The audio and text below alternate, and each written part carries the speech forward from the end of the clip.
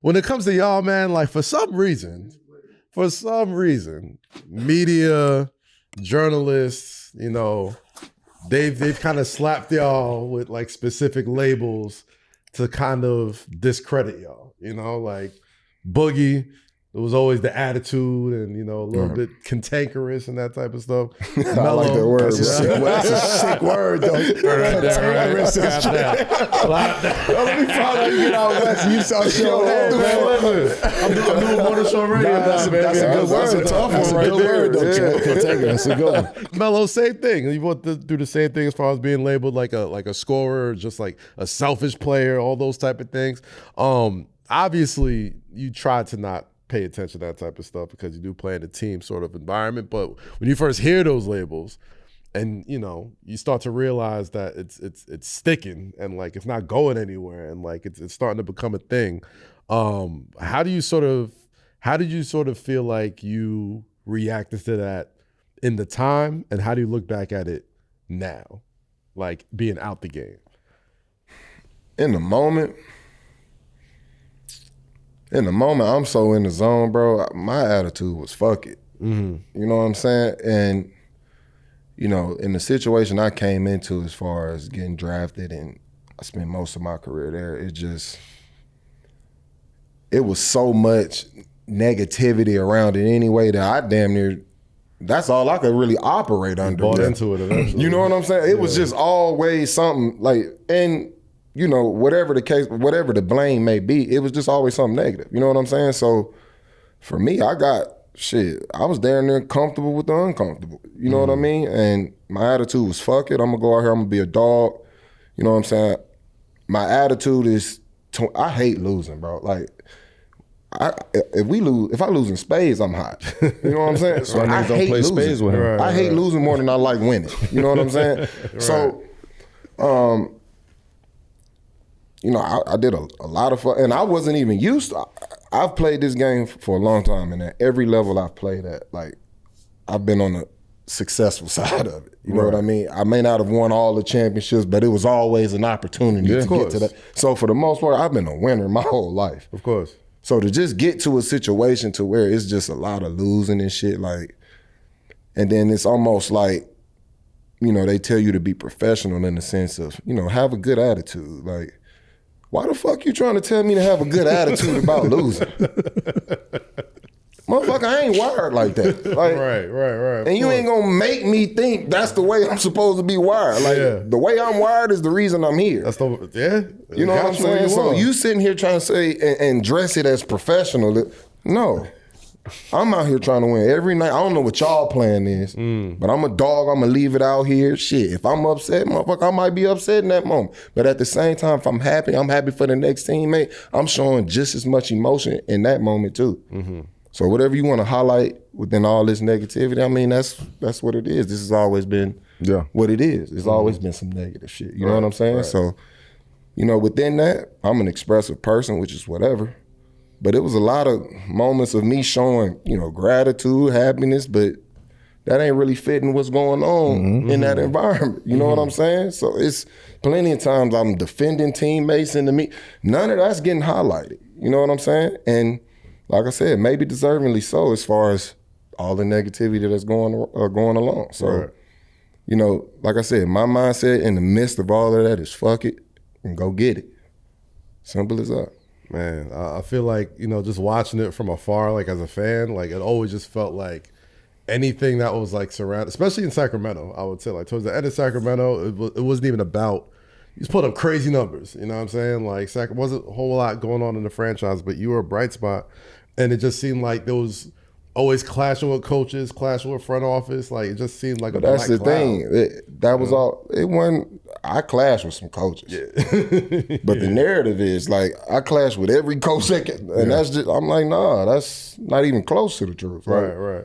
You know what I'm saying? So it's some truth in it, but it's a lot of gas, you know, poured on, you know, that narrative. But like I said, if it's negative, that's what's selling anyway. The narrative is strong, man. The narrative is just strong. Like, I was dealing with what I was dealing with, trying to contain him. and tell him how to deal with the shit. I'm trying to figure. You trying to be a good I'm trying to figure, but I also understand. Yeah. I also understand. I understood who he was. He's so out of pocket, bro. Right?